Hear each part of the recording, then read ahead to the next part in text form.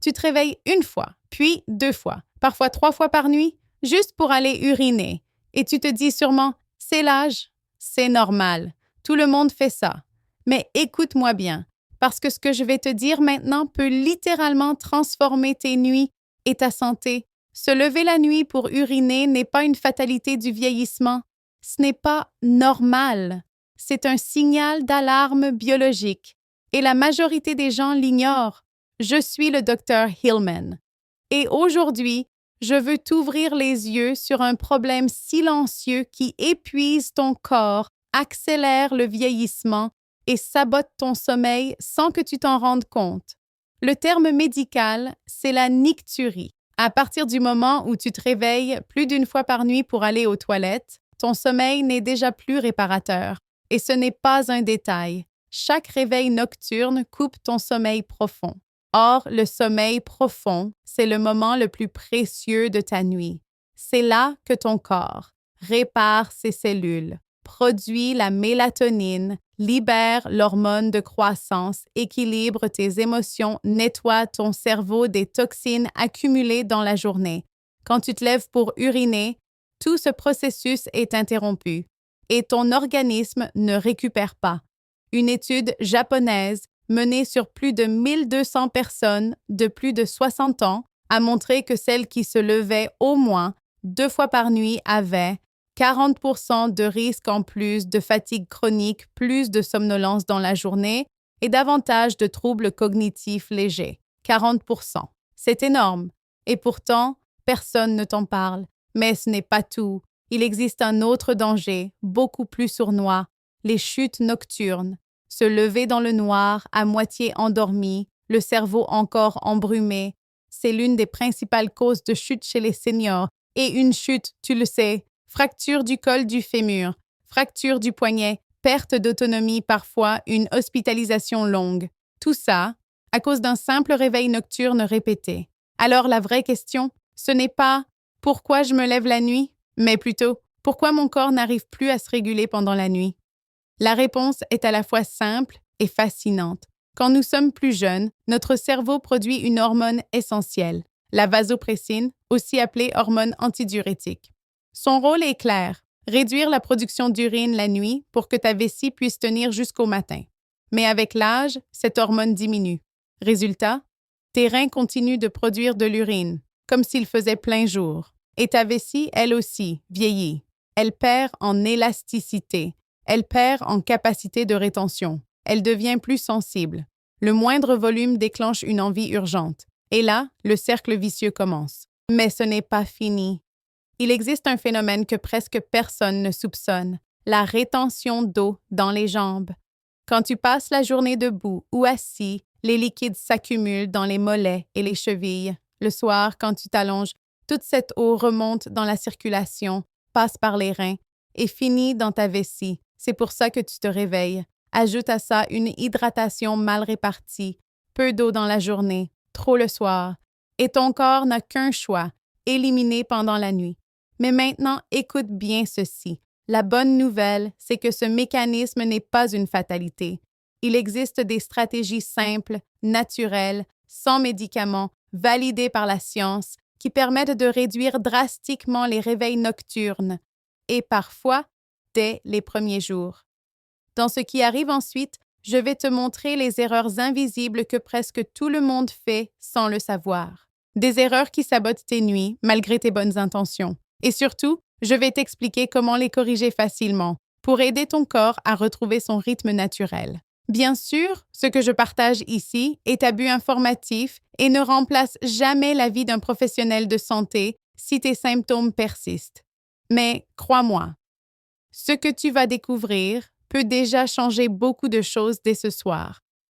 Maintenant que tu comprends pourquoi ton corps te réveille la nuit, il est temps de regarder une vérité qui dérange un peu, parce que bien souvent, ce n'est pas seulement l'âge ni les hormones qui aggravent la nicturie, ce sont nos propres habitudes, celles que l'on croit anodines, mais qui sabotent littéralement le sommeil. Et je vais être très claire avec toi, si tu te lèves la nuit, il y a de fortes chances que tu fasses au moins une de ces erreurs, peut-être même plusieurs. La première erreur et la plus contre-intuitive, c'est de ne pas boire assez dans la journée. Oui, tu as bien entendu. Beaucoup de personnes pensent « si je bois moins, j'urinerai moins ». Mais biologiquement, c'est faux.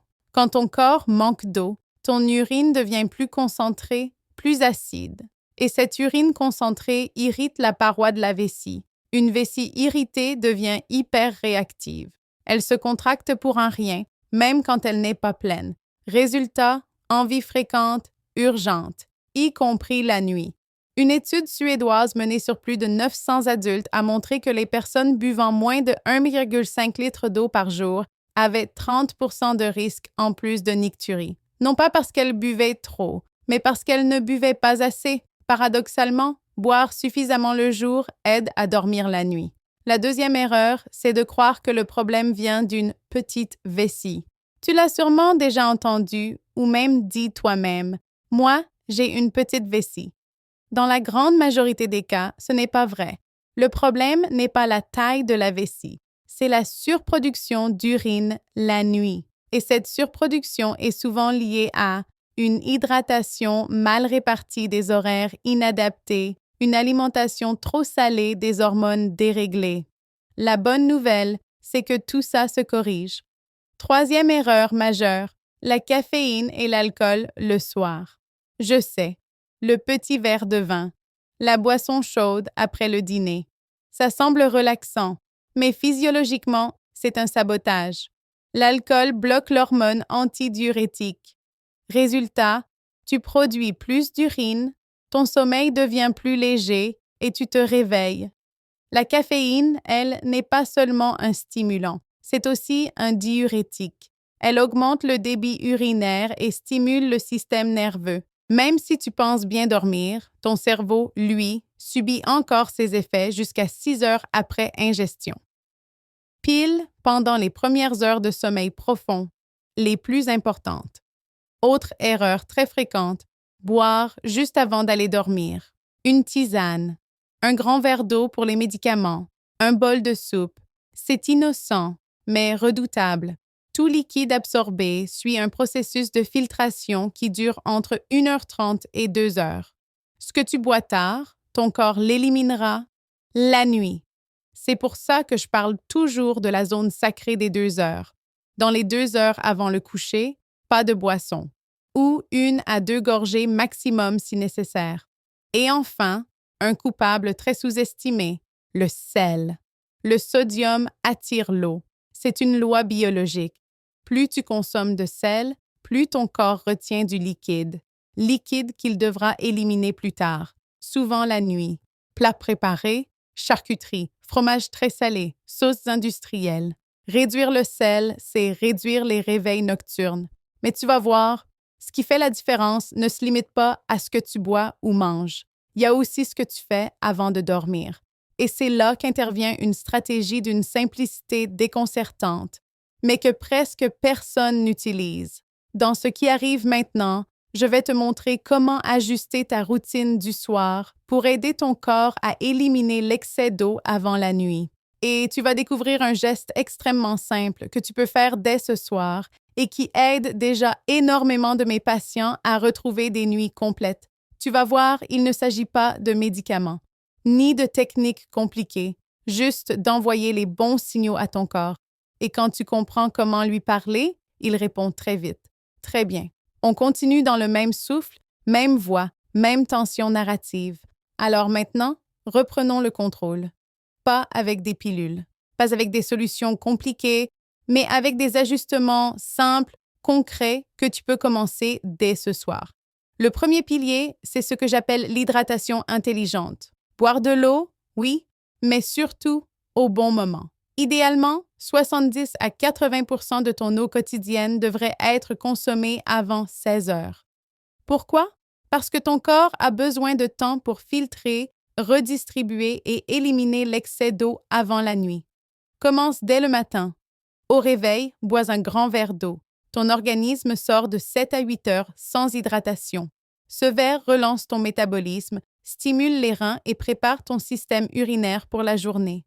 Ensuite, garde toujours une bouteille à portée de main, sur la table, dans ton sac, sur ton bureau. Bois régulièrement, à petites gorgées. Ne te force pas, mais n'attends jamais d'avoir soif. La soif est déjà un signal de déshydratation. Après 16 heures, tu ralentis. Tu continues de boire, mais plus doucement, en quantité réduite. Et dans les 2 heures avant le coucher, tu respectes la zone sacrée, pas de boisson, ou 1 ou 2 gorgées maximum si vraiment nécessaire. Et juste avant d'aller dormir, pense à vider complètement ta vessie. Ça paraît évident, mais c'est l'un des gestes les plus souvent oubliés. Le deuxième pilier, c'est la gestion du sel et des aliments irritants. Le sel attire l'eau, toujours. Plus tu consommes de sodium, plus ton corps retient de liquide, et plus il devra l'éliminer, souvent la nuit. Réduis le sel ajouté, limite les plats préparés, les charcuteries, les soupes industrielles, les fromages très salés, et fais attention aux aliments très épicés, piment, poivre, sauce piquante. Ils peuvent irriter la paroi de la vessie et déclencher des envies urgentes. Le troisième pilier, et celui que presque personne ne connaît, c'est la posture du soir. Souviens-toi de ce que je t'ai expliqué. Dans la journée, les liquides s'accumulent dans les jambes à cause de la gravité, et la nuit, quand tu t'allonges, tout remonte. Mais tu peux anticiper ce phénomène. Comment? En surélevant tes jambes pendant 20 à 30 minutes avant d'aller te coucher. Allonge-toi. Place 1 ou 2 oreillers sous tes mollets. Ou pose tes jambes sur une chaise pendant que tu lis ou regardes la télévision. Ce geste simple active le retour veineux et lymphatique. Il aide ton corps à éliminer l'excès d'eau avant que tu sois au lit. Résultat, moins d'urine produite pendant la nuit, moins de réveil, un sommeil plus profond. Et enfin, le quatrième pilier, la régularité. Ton corps adore les routines. Essaie de te coucher et de te lever à des heures similaires chaque jour, même le week-end. Ton horloge biologique se synchronise. Et avec elle, la sécrétion de la vasopressine, cette hormone clé qui réduit la production d'urine nocturne. Avec le temps, ton corps retrouve son équilibre naturel. Beaucoup de mes patients m'ont confié qu'en appliquant ces 4 principes, pendant à peine 10 jours, ils avaient déjà vu une différence. Moins d'envie nocturne, des nuits entières sans réveil. Et surtout, une énergie matinale qu'ils n'avaient pas ressentie depuis des années. Mais maintenant, je dois être honnête avec toi. Parfois, la nicturie n'est pas seulement un problème d'habitude. Elle peut être le reflet d'un déséquilibre plus profond. Et comprendre ça, c'est essentiel. Dans ce qui arrive ensuite, je vais t'expliquer ce que ces réveils nocturnes peuvent révéler sur ton métabolisme, ton cœur ou même ton cerveau. Et surtout, quand il est important de consulter pour éviter des complications que beaucoup ignorent encore. Parce que bien dormir, ce n'est pas un luxe, c'est une nécessité vitale. Tu sais, la nicturie n'est pas seulement une histoire de vessie ou de verre d'eau en trop le soir. Parfois, c'est un message beaucoup plus profond que ton corps essaie de t'envoyer. Et trop de gens l'ignorent. Quand les réveils nocturnes deviennent fréquents, persistants, ce n'est plus juste un inconfort. C'est souvent le signe qu'un équilibre interne commence à se dérégler. L'un des premiers suspects, c'est le métabolisme du sucre. Oui, le diabète, surtout à ses débuts, se manifeste très souvent par une envie d'uriner plus fréquente, y compris la nuit. Pourquoi? Parce que quand la glycémie est trop élevée, le glucose attire l'eau dans les reins.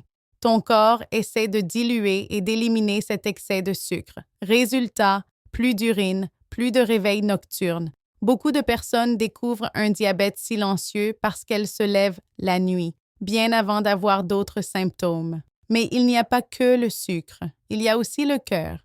Quand la fonction cardiaque commence à faiblir, même légèrement, ton corps retient davantage de liquide pendant la journée. Tu remarques parfois des chevilles gonflées le soir, des jambes lourdes. C'est souvent le signe que le sang et les liquides ont du mal à remonter vers le cœur. Et la nuit, quand tu t'allonges, tout ce liquide revient dans la circulation, passe par les reins et stimule la vessie. Une grande étude australienne menée sur plus de 2000 patients a montré qu'environ 1 personne sur 3 souffrant de nicturie chronique inexpliquée présentait en réalité un trouble cardiovasculaire latent. 1 personne sur 3. Ça veut dire que se lever la nuit pour uriner peut parfois être un signal vital. Chez les femmes, un autre facteur entre en jeu, les changements hormonaux, notamment la ménopause. La baisse des œstrogènes fragilise les tissus du plancher pelvien et rend la vessie plus sensible. Résultat, envie plus fréquente, surtout la nuit. Chez les hommes, c'est souvent la prostate. Avec l'âge, elle augmente de volume chez beaucoup d'hommes. Ce n'est pas forcément grave, mais cette hypertrophie peut comprimer l'urètre, perturber le flux urinaire et empêcher la vessie de se vider complètement. La journée, il reste de l'urine. La nuit, la vessie se réveille. Et puis, il y a les médicaments, les diurétiques par exemple. Ils sont parfois indispensables, mais s'ils sont pris trop tard dans la journée, ils déplacent simplement le problème vers la nuit. C'est pour ça que je te le dis clairement. Si tu te lèves plus de 2 fois par nuit depuis plusieurs semaines, malgré une bonne hygiène de vie, il est important d'en parler à ton médecin. Pas pour te faire peur, mais pour comprendre. Parce que ce symptôme apparemment banal peut révéler bien plus qu'un simple problème d'hydratation. Et pourtant, malgré tout ça, j'aimerais que tu entendes ceci. Tu as beaucoup plus de pouvoir sur ton sommeil que tu ne le penses. Les ajustements que tu mets en place aujourd'hui, l'hydratation intelligente, la gestion du sel, la posture du soir, la régularité du rythme, peuvent changer ton quotidien bien plus vite que tu ne l'imagines.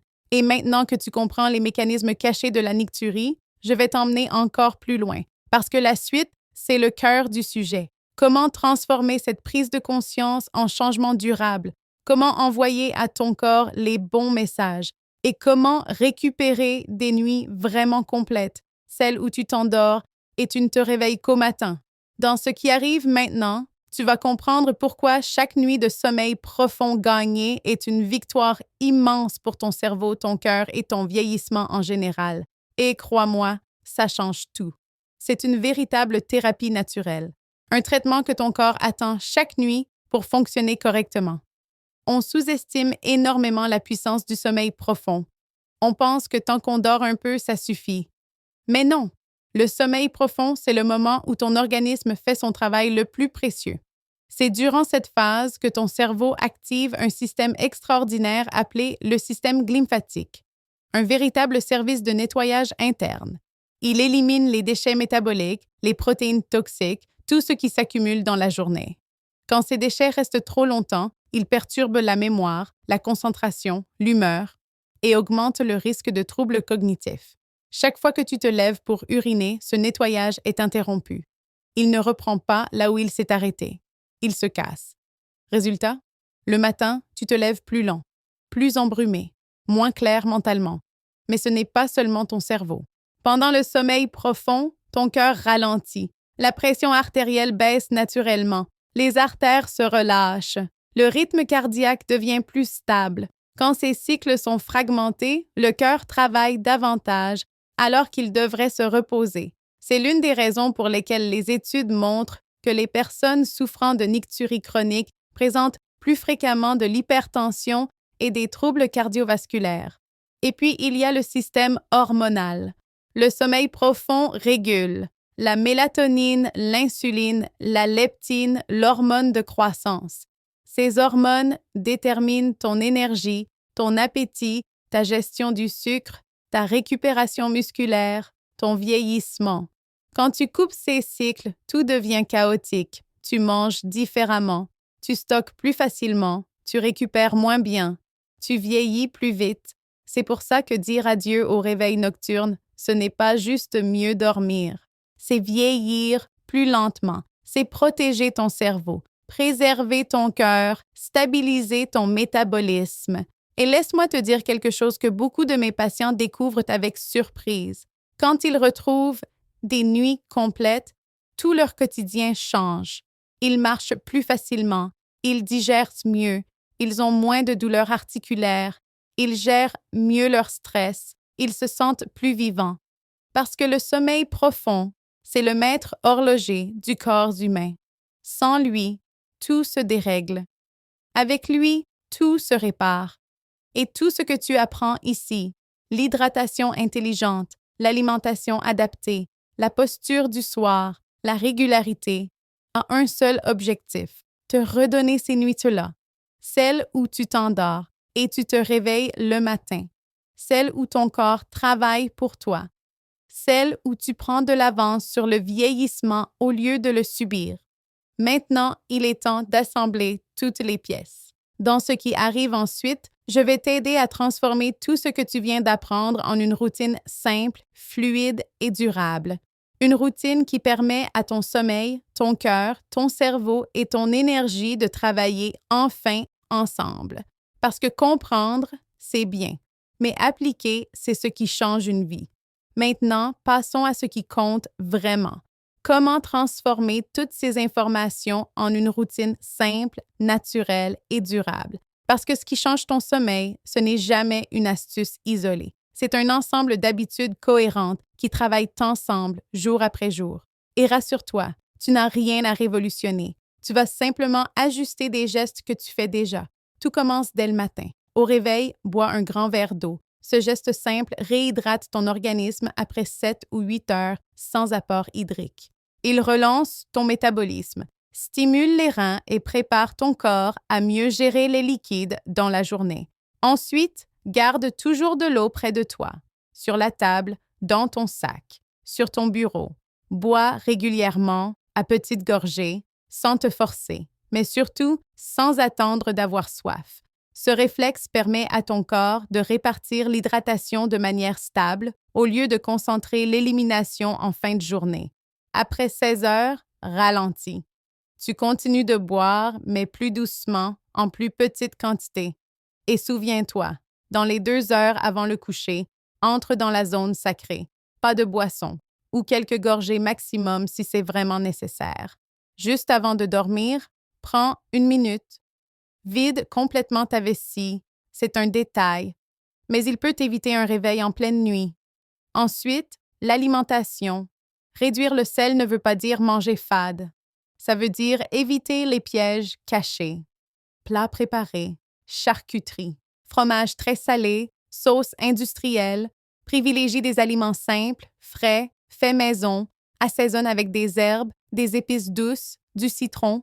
Tes reins, ton cœur et ton sommeil te diront merci. Puis, il y a ce geste clé du soir. La surélévation des jambes, tu peux l'intégrer sans rien changer à ta routine. Devant la télévision, en lisant, en te détendant.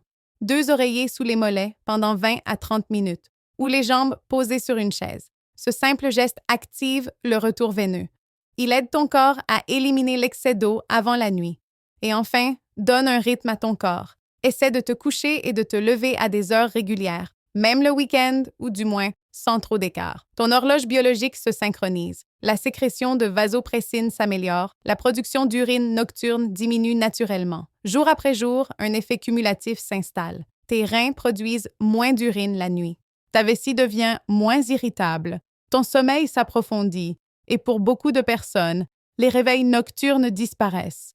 Mais avant de conclure, je veux que tu comprennes une chose essentielle. Parfois, malgré tout, la nicturie reste présente. Et dans certains cas, elle ne doit jamais être ignorée. Voici les signaux d'alerte à connaître. Une soif excessive, surtout la nuit, associée à des urines fréquentes. Cela peut révéler un déséquilibre du sucre dans le sang. Des chevilles gonflées, des jambes lourdes en fin de journée. Associé à des réveils nocturnes, cela peut signaler un trouble circulatoire ou cardiaque, un jet urinaire faible, saccadé ou la sensation de ne jamais vider complètement la vessie. Chez l'homme, cela peut être lié à la prostate, des brûlures urinaires, une odeur forte, une urine trouble. Ce sont des signes possibles d'infection et il faut consulter rapidement. Et enfin, une nicturie ancienne, persistante, inexpliquée, surtout si elle s'accompagne de fatigue, d'essoufflement, de palpitations ou de douleurs thoraciques. Dans tous ces cas, parlant à un professionnel de santé. Ce que je partage ici est à but informatif et ne remplace jamais un avis médical. Mais ce que j'aime profondément dans cette démarche, c'est ceci. En comprenant ces signaux, tu redeviens acteur de ta santé. Tu ne subis plus ton corps. Tu l'écoutes, tu le comprends et tu agis avant que les choses ne s'aggravent. Parce que la nicturie n'est pas un simple désagrément nocturne. C'est un message qui dit « J'ai besoin d'équilibre, j'ai besoin de récupération. Aide-moi à mieux fonctionner. » Et maintenant, tu as toutes les clés pour répondre à ce message. en ajustant ton hydratation, en respectant la zone sacrée des 2 heures, en réduisant le sel, en surélevant tes jambes le soir, en donnant un rythme régulier à ton sommeil. Tu redonnes à ton corps la possibilité de faire ce qu'il fait de mieux, se réparer, se régénérer, te protéger. Et crois-moi, les bénéfices arrivent vite. Beaucoup de mes patients, en quelques jours seulement, remarquent déjà moins de réveils nocturnes, et après quelques semaines, ils retrouvent quelque chose qu'ils pensaient avoir perdu. Une nuit complète, profonde, réparatrice, un réveil clair, léger, plein d'énergie. Si cette vidéo t'a aidé à mieux comprendre ton corps, fais-moi un petit cadeau. Dis-moi en commentaire combien de fois tu te réveilles la nuit et surtout, quelle stratégie tu vas tester en premier. Je lis chaque message et c'est grâce à tes retours que je peux créer du contenu encore plus utile. Si tu veux aller plus loin, télécharge le guide de l'hydratation intelligente sur le site Next Age Health, un outil simple pour t'aider à rééquilibrer ton cycle hydrique et reconstruire ton sommeil de l'intérieur. Et bien sûr, abonne-toi. Chaque semaine, je te partage la vraie science du vieillissement sain avec des conseils concrets, validés par la recherche. Parce que vieillir, ce n'est pas décliner, c'est comprendre son corps, s'adapter intelligemment et lui envoyer les bons signaux. Je suis le docteur Élise. Prends soin de toi et souviens-toi, si tu écoutes ton corps, il t'aidera à vivre mieux, plus longtemps, avec une vraie qualité de vie.